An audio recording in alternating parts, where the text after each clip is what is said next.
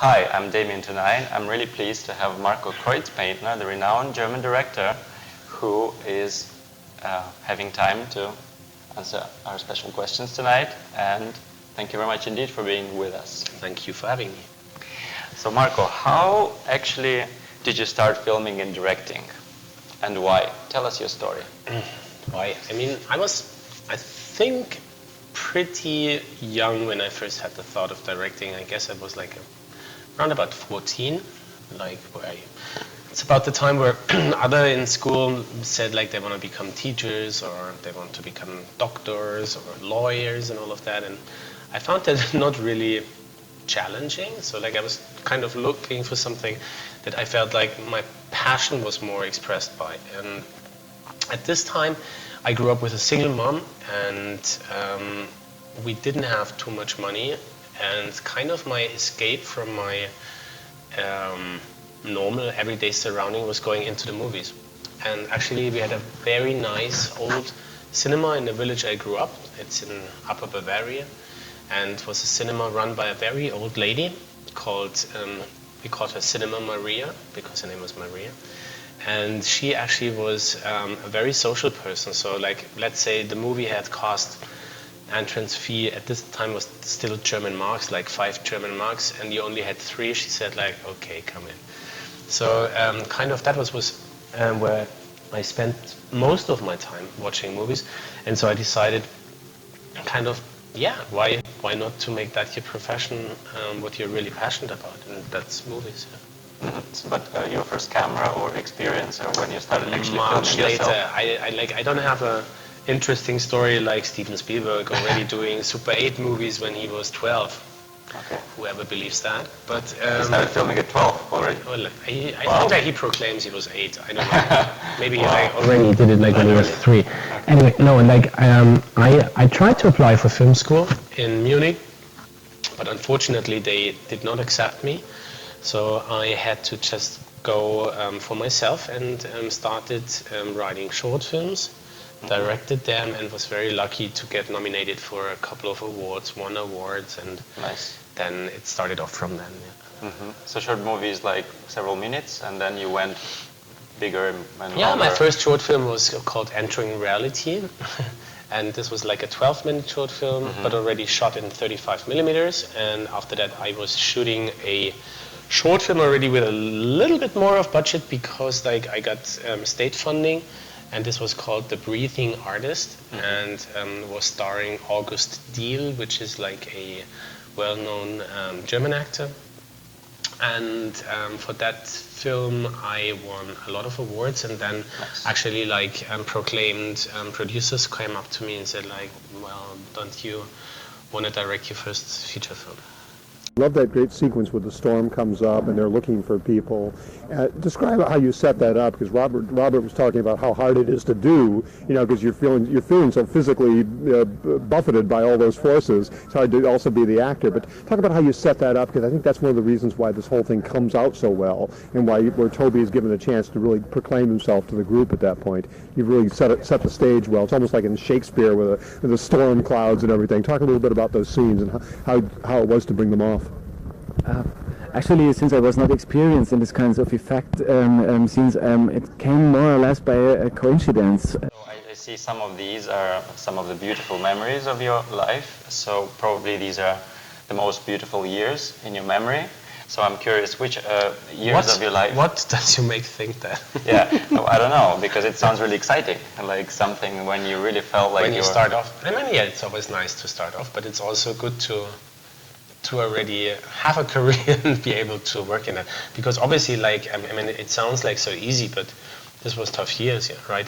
And you never knew, is it gonna really happen? And there's so much luck in it, and I guess like there's so many people out there who want to do something with the movies, or even want to become a director or an actor, and it's quite a scary time, because when you have this wish and you don't know if it ever is gonna happen. Sure. But I still feel like if you really want something, you should try, and even if you fail, it doesn't matter, like, go for your dream. So which years would you call the most beautiful years of your life? Now. Right now. It's always now, you know, but like the Dalai Lama said, like, there's just like two two time periods like that scare me, yesterday and tomorrow. So, but today, that's the moment. So like sitting with you here now, it's the most happiest time. Likewise. And which were the darkest years of your life, the hardest years of your life? Do you recall them still? Yeah, there's obviously like many moments like that you don't like to remember. And like on a private note, there's many things that happened, relationships that went down. Maybe a certain period of your life, maybe when you were younger, or maybe... No. I think like it was quite after I shot Krabat, which was a German fantasy film. And Krabat was an outstanding, expensive German production. And it was scheduled for 56 days of shooting, and at the end, it had 81 days of shooting. So that means like I went 26 days over. Which is time, expensive. Which was very expensive and almost ruined the production company, which were friends of mine. And obviously everybody ended up in fights, and I can imagine. And like tried to give the reason for failure like to the other person, while in reality when you look at it nowadays, it was just like doomed from the circumstances. And then obviously everybody of the people involved had their like part in it, like why everything went so difficult. But the good news was it was the most successful movie in Germany in 2007. Wow. This is the story of Krabat, who chose the path of black magic. Who the devil was that? The one they're all afraid of. The master sacrifices one of us to him every year so that he can extend his own life. And made a decision Krabat. that would determine life and death.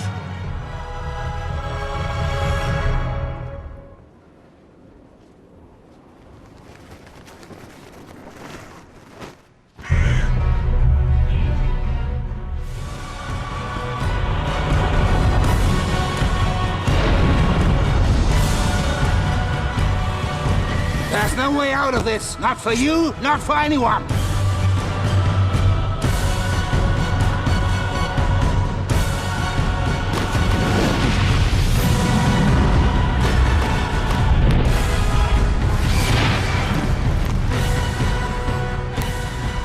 Krabat. Believe me, Krabat, everything in this world has its price. So it's that like, it had an yeah. upside, Cool.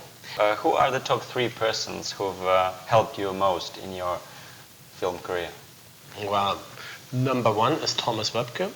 He is my... No, I have to start earlier. Number 1 is Viola Jäger. Viola Jäger was the first producer who actually gave me a chance to direct a feature film. Then is Thomas Wöbke, who is responsible like for making my personal films like Summer Storm and all of that, and introducing me to Roland Emmerich, which makes the third person, who is like, I think like career-wise most likely the most influential. Yeah. Cool. Please describe your typical work day, because we don't quite know. You mean while shooting, or? Yeah, like your normal work day, yeah, when you There is no normal day. That's like the interesting part of directing, because every day is so different. Like prep time is like a time where you like look for locations and you check the costumes, and then you have to deal with people. That's the most difficult part, but also the most beautiful part, because I like people. Yeah. And I think like there's a lot of ideas out there where people think directors are the ones like who are the genius, that know everything, And I think that is a very old-fashioned kind of view of my job, because actually I find myself more like a conductor. So an orchestra brings all the talent, and the conductor is just basically the one who says, you a little louder, you a little bit, and take yourself a little bit back, or like you create an atmosphere in which people can become creative. And those days that you shoot all day from morning till evening, how do they go? They're dreadful. Dreadful. They're dreadful because you have to get up so early in the morning. Yeah. Then you see all these annoying actors. No, I'm kidding. Actually, it's nice. The same faces every day. The same faces every day, exactly.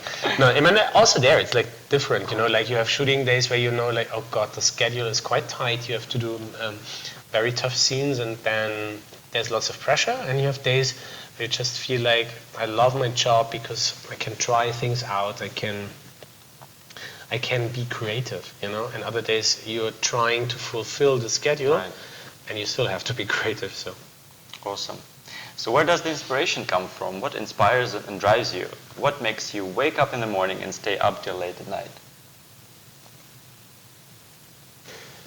my inspiration is really, and this sounds very old-fashioned, I guess, that I really believe in human beings, and I really believe in humanism and in our ability to make this world, to turn it into a better place every day. And I think like that's where, which is like the red line throughout my films. If they deal with gay coming out stories, or if this is like even a fantasy film, or if it's trade, which deals with strong political subject matter, human trafficking.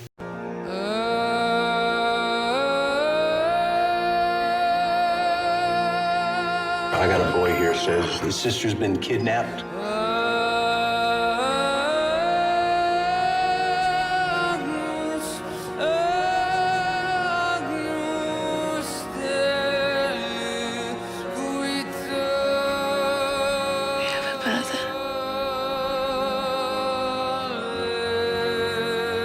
It's her. That's my sister.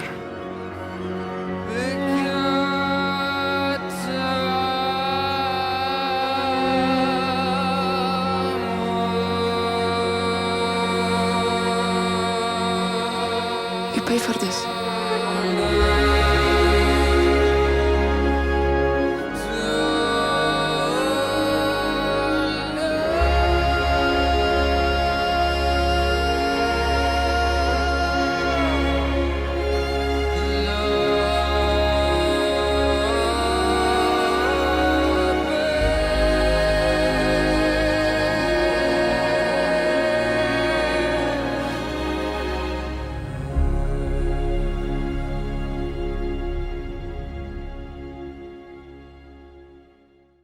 Or now my series that I'm doing that I can't talk about really, Right. but like it's called Beat, and it's about organ trade, that I can tell. And but in general, I guess it's like really an old-fashioned kind of thing that our generation is not talking too much anymore, because on Instagram and all the social media, I have the feeling it's all about being famous this day. Like everybody wants to be famous, and Andy Warhol said in the 70s, you know, everybody is aiming for 15 minutes of fame.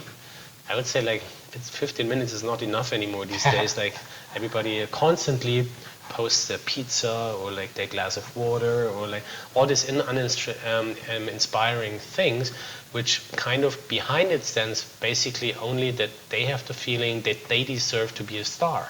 Right. But then you ask yourself, like, what does it mean to be a star? And if you look at real stars, they want to be private again, right?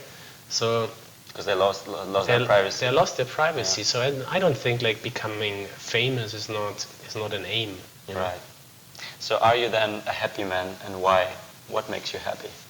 In general, I'm happy, yeah. But then, like, I think like 2017 was a year that you can't really say like made everybody happier, right? I mean, all the political situation in the world, you get the feeling like it's really going worse. And starting with the U.S. president, or let's talk about the Russian president, or like the Turkish president, or the Hungarian president, or like what's going on in Czech Republic and Poland and Germany now with the AfD, like this right-wing party, the whole situation of Europe.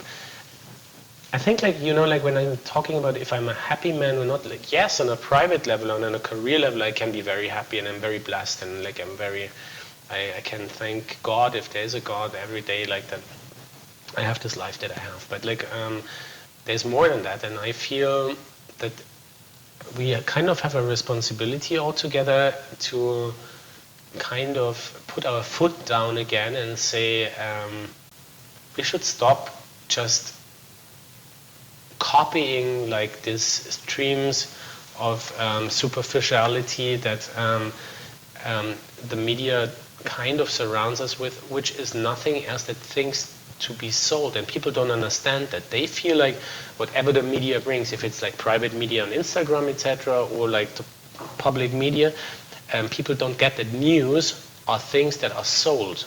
So it's things that somebody wants to make money with. Right. It's not reality, you know. So there's a reason why we listen to so many catastrophes and disasters. Why? They sell better. Yeah. That's the only way. Sensation. Exactly. And I mean, like, we should start a news channel that only brings positive news, right? Because like, you don't listen in the news about today, I don't know, like a woman that hasn't smiled for 20 years all of a sudden smiled in a very nice way. Oh yeah, that's nice. Right? That would be a good news. And then people, if you say that, they call you, oh, you're so naive, that's not interesting. I found that more interesting than listening to, I don't know, like some rain drama in Southeast Asia, which I have the same connection or not connection, like with that woman that smiled or didn't smile. Sure. You know? Yeah, right. So what do you think about the film industry in Europe as opposed to the US and Hollywood industry?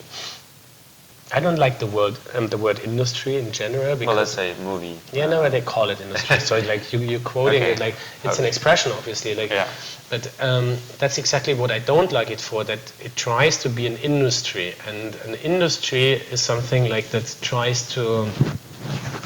How can I put it? Like that the procedures of producing things should be organized in a more and more effective way. Why? To make the most money out of it. So that's what industry does, right? And I feel that, yes, by all of the reality of films wanting to make money and wanting to make box office and obviously want to reach out to many people, which makes the box office to come in, this should not be the motivation in all. So is it more industry? In US, you think it's more industry? In Europe? Well, everything is more capitalistic in the US, right? Like a CEO in Germany, let's say a CEO in Germany makes 10 times as much as the worker does.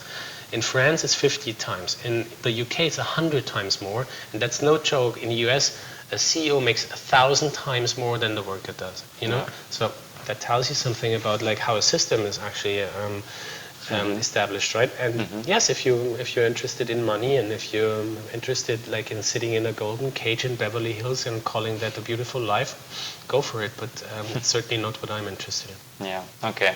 So what do you think could be improved in European and USA film production or film world? I think like what we have to learn now is that the movies in the cinema are not the king's class anymore. It's not like the crown jewelry like as it used to be, because like with Netflix and Amazon Prime and all of the streaming services like that are now around, I think especially already in our generation and even the younger ones even more, they're not watching television anymore. They are barely going to the movies. If they go to the movies, then they go for the big blockbusters. Why? Because they can't see them anywhere else, you know, and that's the only reason. Even like, I think like I haven't heard like people saying like, oh, I have to see the new Brad Pitt film anymore. Even that is not interesting anymore. It's all about series these days, right? Okay. And I think like what we have to learn is like to innovate movies again in the way they're told, because like stories are never dead, but it's just like we are kind of stuck in formulas. And if you look at the movies in the cinemas, there's always like this 3-act structure. Like you have the introduction, then the drama appears, then you play with the drama. At the end of Act 2, you have the feeling like all is lost, and in Act 3 they solve it. So it's always the same structure. And this kind of bores people. While in the series now, you have like so many side characters and side stories that you go into, and that's kind of something new, you know. More space for experimentation. It's more space, and it's like you could compare it like to a novel, rather than like just a short story. So the cinema movies are short stories, if you want. So, absolutely. So like, and we have to come up like with more like that, or we just accept that there's like now all these different forms, but that means like we won't have any more these movies. Let's say like American Beauty. That was like a huge surprise movie, and people were talking about it for months.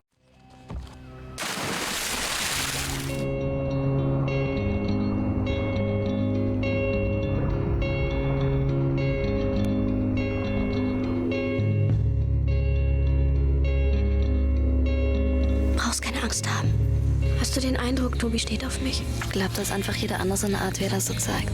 Es tut mir leid, ich kann das nicht. Ja, wenn du und Sandra, ist die Freundschaft doch vorbei, oder? Das ist doch ganz was anderes. Das überfordert mich echt total. Also was laberst du überhaupt für einen Scheiß? Dein Kumpel steht auf Typen. Ach ja? Sag mal, spinnt ihr eigentlich alle?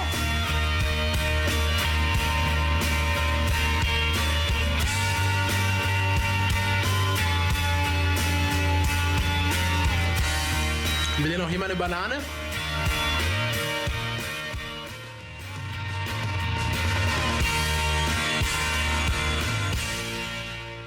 Nowadays it's very quick. People watch something and the next day there's 10 new movies coming out. Yeah. And even Netflix has, I think, like new series every week. Yeah. So how would you manage to see all of them? You have to choose, it's right? kind of depressing for a filmmaker, I can tell you, because like there is no time anymore that something lasts really. Imagine like now, like the work that I'm doing, like I'm working on Beat now for 2.5 years. Wow. And it comes out on one day, let's say November next year or something, and you can watch it like the 7 episodes, 7 hours, like you can watch it in half a day, then you make your check and you go to the next. It's kind of depressing. Yeah. If you think so. It would not be depressing if people would keep talking about it. Yeah. But how will people keep talking about it when like the next day there's already the next thing? You know? Yeah, so it's become a bit more like consumer approach. We have too much movies. Yeah. Competition is tight. More people produce. I mean, we have too much shit anyway. Like we have too much of everything. Okay, interesting. So what do you think of the audience, the end consumer of films, their tastes and likes? Do you think they are being manipulated by media and mainstream movies? Duh. Yeah, for sure. Of course, no. Like people eat what you give them to eat, no? And there's only a few who say like, wait a moment, I don't like that food. Right. Yeah. Right. So like it's our responsibility, obviously, like to tell the stories like more interesting. And I don't say like that you have to teach people kind of, but you teach them by the way you present stuff already. Like so like when I see stuff like in bad taste, I feel offended because I feel like it's a political act of manipulation in a bad way because people, indoctrination. Yeah, because people will take that as a status quo and like after a few weeks or month or a year, people think that's normal. And they may start copying what they see on the screen. Look, politically nowadays, imagine 20 years ago somebody like Trump would have appeared and would have said like, oh, you can grab a woman whenever you want. You think like this guy could have become president? No. Nowadays it's like kind of, well, yeah, okay, it was not okay that he said it, but who talks about it again? Yeah. He's the president of the United States. Imagine that. And so like I think like with all the stuff that happens in the world, it's also like with movies like that, you know, you have to really be responsible about what you're doing. Absolutely. Yeah. Marco, what is your dream and something that what you want to achieve? What I want to achieve? I want to be happy in my work, and I want to be I want to have the freedom that I can do what I want to do, which I already have kind of. So sometimes I ask myself, what is really my big goal? Because like I'm a very lucky man and I already have so many things that I can do, you know, like if I come up with an interesting idea, I have so many producers to approach, and one of these producers most likely will say, oh yeah, I like it, let's do it. Nice. So, but I'm not interested in awards. I'm not interested in an Academy Award. I'm not interested in Oscars, and nobody believes me that. And I know like it sounds phony, but it's really like that. I really disgust awards because I find it silly that like with something like art you come into a kind of competition. Right. Because I feel like every film is like a baby. Imagine you make a competition about babies. Yeah. This black baby, we haven't given like an award to a black baby in quite some time. Let's give it to the black baby now. Or, oh my God, this foreign baby deserves now like an Academy Award. Oh no, the nose is too big of that one. I don't like it. You know, so I don't get it. So, for example, if a whiz could make any of your wish come true, yeah, what would you wish? For the world or for me? Like generally. For the world, it's easy. Like I would want to wish that everybody can live happy, free, with enough to eat and drink, and like without violence, And for you? And for myself, I would wish. I don't have any wishes for myself. So then you're a happy man. You're happy. That's maybe, it. Maybe. If you don't wish for anything else, then that's it. You achieved probably. No, you know what? Like I wish that I can have a long and healthy life. That's nice. So if you got an extra €1 billion in your account suddenly, you won it or whatever, how would you spend it? $1 million or $1 billion? Billion. $1 billion? Nobody deserves to have $1 billion in their account. So like. But you may have it. Imagine you would have it. How would you spend it? I would certainly help people, and I would certainly like try to do something good with the money, because like I mean, it's so silly if you think about people buying private planes, private boats, and stuff like that. It's just stuff. I mean, like, and if you're rich and you have like a couple of millions, for the fucking 2 weeks in a year that you want to be on a boat, you're rented. Right. So why do you have to own it? And like this whole idea of owning things, I never understood. Okay. So you would use the money for something less material than boats. Money needs to travel, and I think like when you throw it out, it comes back in a way. Yeah. Tell me, please, the most unbelievable story that happened to you. Unbelievable. Okay, the most unbelievable story was like that I showed Summer Storm in Munich in a cinema, coincidentally, to Roland Emmerich, who then actually walked up to me and said, like, that's the movie I ever wanted to make myself, and I want you to invite you to Los Angeles. And I thought, sure, he's going to invite me to Los Angeles. And 2 weeks later, then he actually called me, invited me, and not only invited me, but gave me like a big stack of scripts and said, like, these are a couple of scripts that I developed. Choose one for you to direct. Wow. I think it's quite unbelievable, right? Yeah, it is, indeed. Wow. But did you know him before? I mean, I met him once because I was in a bar with a friend with him, and I drank way too much caipirinha, and it ended up like that I vomited on his sneakers. So like I guess he remembered me from that night. Okay, and then he saw that movie and he thought, yeah, this guy must be special. Luckily, the movie was good enough like that. It made good like with the fact that I vomited on his sneakers. Share with us some of your life hacks, special tricks or methods that help you make your life easier. Do you have some tricks? To really never think about the bad things that happen to you. Forget them. And I really have to say, like, I'm not a person like you. If you're like mean to me today, tomorrow I really don't remember that. And I really mean it like that. Nice. I really throw things out, and I feel it happened. I can't change it anymore. Like, always look ahead. Yeah. How do you choose your cast? What are the main principles, features, talents you look in actors? It's a feeling that you get about somebody, and I call it work erotic. So it doesn't mean like I have to want to sleep with that person, but like obviously like you want to like this person, you want to be close to this person, and you have to be, because like it's a longer time, and so it's much more interesting when and good like if there's some kind of chemistry in between you, and I mean like obviously like talent, we have so much talent in actors, and I really believe that any kind of actor, even the ones like that they will say like, oh, he's not very talented, under the right direction can be great. And how about those that don't have an education, actor education? Sometimes better. Yeah. Look at kids, they don't have education, and most of the times they're in films the better actors. Really? That's interesting, yeah.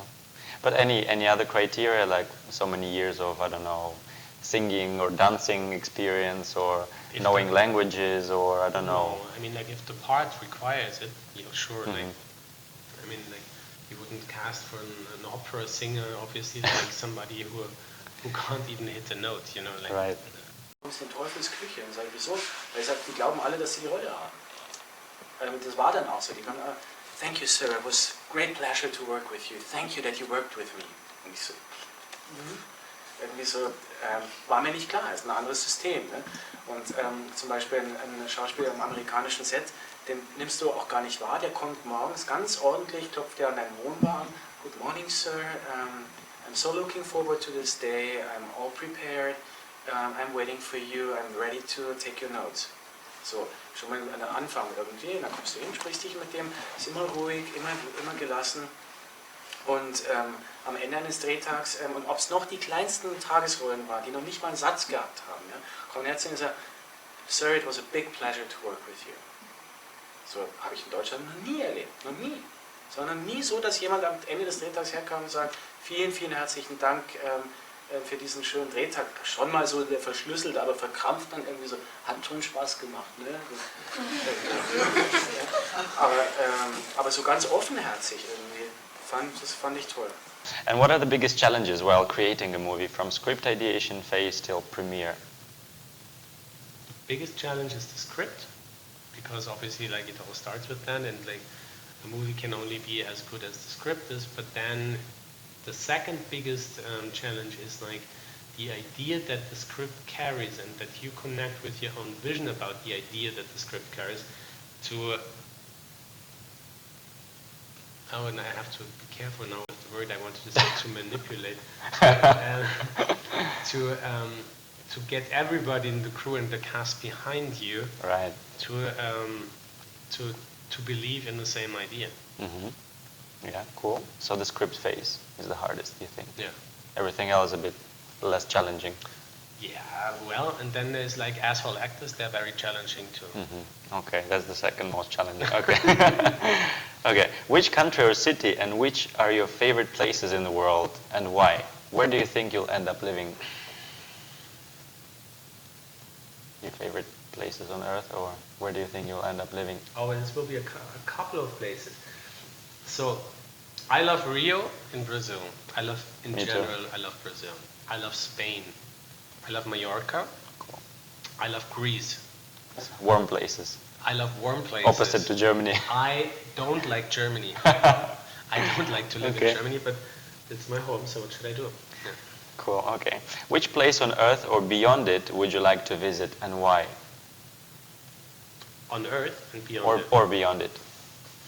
Beyond it, not. Like, the space is cold and ugly out there. Like, I mean, like, at least what we know so far from space. I'm sure, like, that there's somewhere a place that is interesting and desirable, but, like,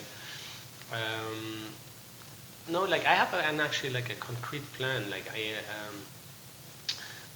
with a good friend, I want to go to a lonely island pretty soon, right? And uninhabited. Uninhabited. Oh, yes. okay. Wow. And it's, and also, like, a second plan is like that I want to travel South America for more than 3 or 4 months. Wow, yeah. That's cool. Yeah. To see more cities. Yeah, but I mean, I know most of the countries there, but I haven't been to Chile, and I haven't been to Uruguay, which I'm very interested in. So, like, places that you rather normally don't visit, right? Yeah, nice. So which ones of your staff, actors or producers did you find easy and particularly pleasant or loved to work with? Kevin Kline, Oscar winner Kevin Kline, that many of the audience knows from A Fish Called Wanda or Wild Wild West, which is a movie I guess he don't like so much. And no, he was a very, very pleasant man to work with. And, cool. From what would you say to all who envy you? Shame on you, like, you should not envy somebody. But people do envy anyway. I don't care about these people. Yeah. Leave me alone.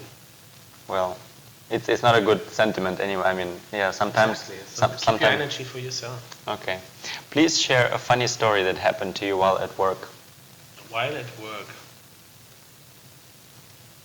Oh, there's so many funny stories. When I could tell this story, like, when I had to hide from Mila Jovovich because, like, we fired her from a movie that she was supposed to be on, but, like, I think I should not tell this story. A most recent funny story. Funny. It's always like, funny is always in the moment, you know, like, then later on when you tell it, like, it's not that funny actually. I mean, funny is like, for example, like, I had one actor like now on my show who is like really into method acting, which I kind of find a little bit overrated, you know, like, that you have to live the character like throughout the whole day, blah blah blah. And obviously like there's another way of acting, and that is just like to act, right? And there's this famous story of Laurence Olivier versus Dustin Hoffman, like when they were shooting Running Man, and Dustin Hoffman appeared on the set and was totally still on drugs and like totally gone through the wind, and Laurence Olivier asked him like, so my young friend, what's happening to you? And he said like, well, I have this really tough scene today, right? And so I didn't sleep for 3 days. And Laurence Olivier looked at him and said like, why don't you try acting? You know? And like I had a similar situation. So as if you sort of live normal. Exactly. I had a similar situation with one of my actors like on that set, like with another experienced actor who came in, and he saw this young actor like doing his stuff and annoying everybody. And he said like, oh, leave me alone with all this method shit. Just tell me like what you want me and I'm gonna do it. You know?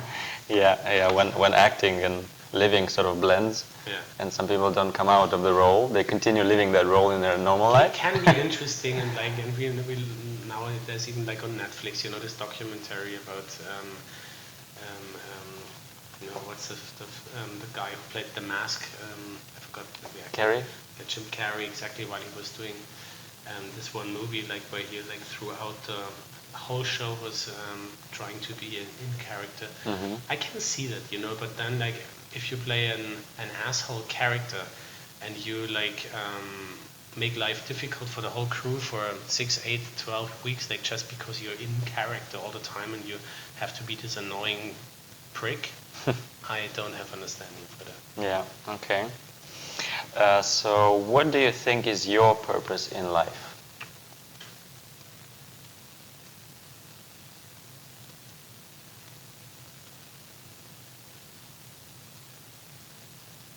My purpose in life is gonna be making my friends happy. That's everyone who works with you. The whole crew is your friends. Yeah. Hundreds of people around you every day. I try everybody to make happy, like around me at least. That's because nice. I really believe that that's like how the world starts to be better. If you, the way you approach people, like it starts like with a smile to a waitress, or like actually like shaking a hand to say goodbye and say like thank you for the nice service. And it sounds silly, but like it's gonna make her day, maybe, you know? Yeah. So. Yeah. How do you define love? How do I fall in love? How do you explain it? Your definition of love. Trying to do everything to make the other person free and happy. Just trying, not doing. Well, you only can try. If you succeed, that's another thing, you know? Okay, then if you succeed, you see if the other person is happy and free. Then it is love, you know? Yeah, okay. Yeah. What would you do to prove you really love someone? I have to prove that. Why do you have to prove that? Well, then how the person would know that? If the person doesn't know, then it's not the right person. Okay. All right. Interesting. So now I want to do like a marathon question answer. It has to be real fast. Yeah. Okay. So I put the question and you instantly answer. All right. So do you fear death? Say it again. Do you fear death? Yes. Immortal or forever young? You have to choose. Forever young. Forever young. Rich or beautiful? Rich. Sexy or smart? Smart. Genial or innocent? Innocent. Physical or spiritual? Spiritual. You choose the second one all the time. Why do you think about porn industry? Love it. Your most favorite book or film hero? The book or film hero? Book. Your biggest hero from anywhere? My biggest hero. I don't have heroes. Like biggest, like ideal kind of figure or? I don't know, Faust, because like okay. I read Faust every year once, and it grows with me. So I'm like, I hated Faust in school, now I love it. Cool. How often do you lie? 100 times a day. What are the film to me as well, right? Yeah. What are the film directors Already in an interview, I lied somebody. that are talking about? Yeah, like what are the film directors avoiding talking about? Yeah, topics they avoid. Film directors. Yeah. Like what? Like their disabilities, like in their own craft. Really? Yeah, they never talk about it. Like their professional disabilities? They listen like to what they say and they think like, oh, it was like really a very interesting work that I did, blah, blah, blah. Have you ever heard somebody say like, you know what, this film that I just made was a piece of crap? But they don't say that, never did. They never say that. No. Okay. And what are the topics you're avoiding as a Same. director? The same? Do you envy anyone? If yes, whom?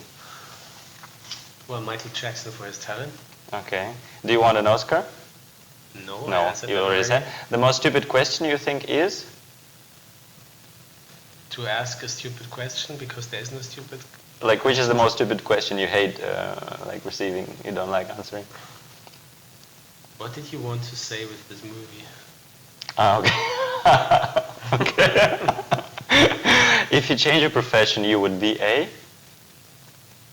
I would certainly be somebody who works with their hands. So would it be like, I don't know, a gardener or a craftsman or I don't know, like work with wood, something like that. Mm-hmm. Interesting. What do you think about drugs?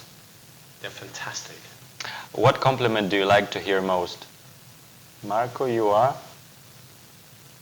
A really nice person. Okay. Name a celebrity you think is super sexy. Johnny Depp was super sexy. I only have now, like, because they grew with me, you know, like people that were sexy, they're not sexy anymore. Okay. And if I come up like with those who are sexy, then No, the I'm like latest. a pedophile, you know. No, the latest sexy. Celebrities that are sexy. I don't know that are sexy. Oh yeah, no, Nobody's no, sexy. no. Of course. What's the Belgian actor?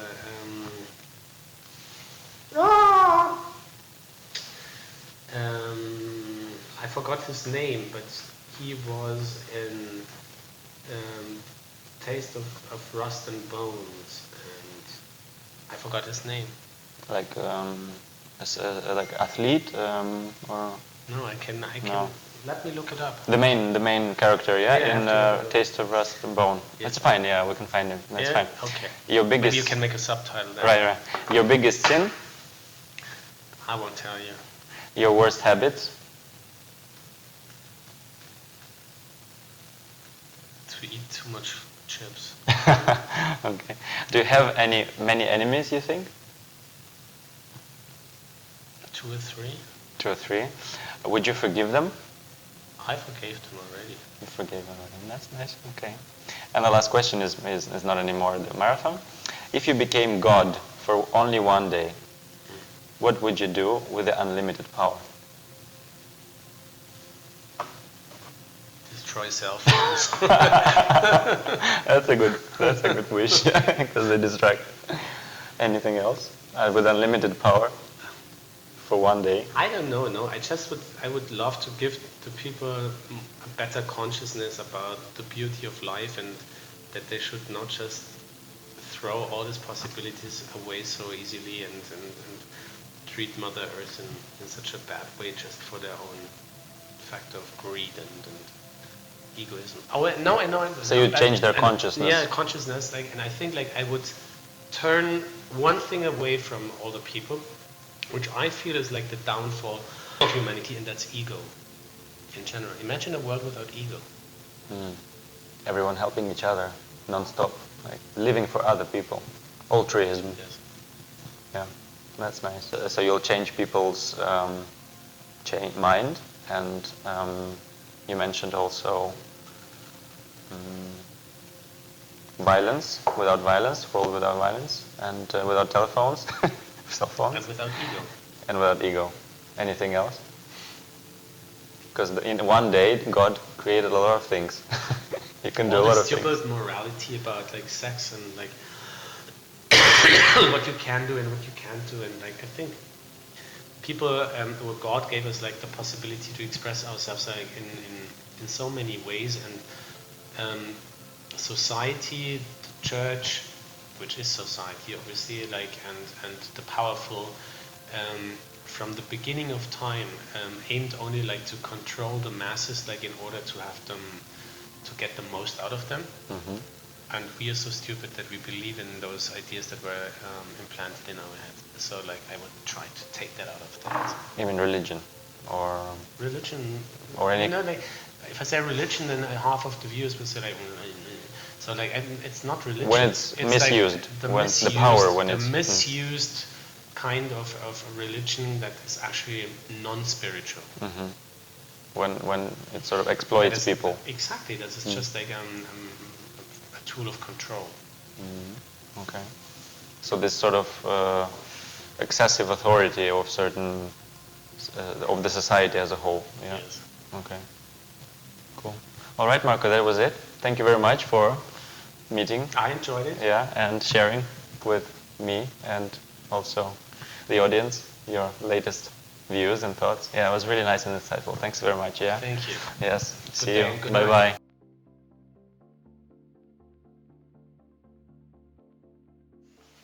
All these questions? Are you crazy? No, this is not Okay. many questions. The last. When the last unicorn over the last dusty mountain. Yeah. Wait, can you sing again? I want to hear you. Can you sing again, unicorn? Marco? Unicorn? My brother is really bad. Look, he got that from my mom.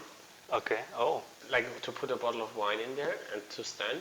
Yeah. So like I drank the bottle of wine, gave the rest to my father-in-law, and he put it and he burned it in the oven.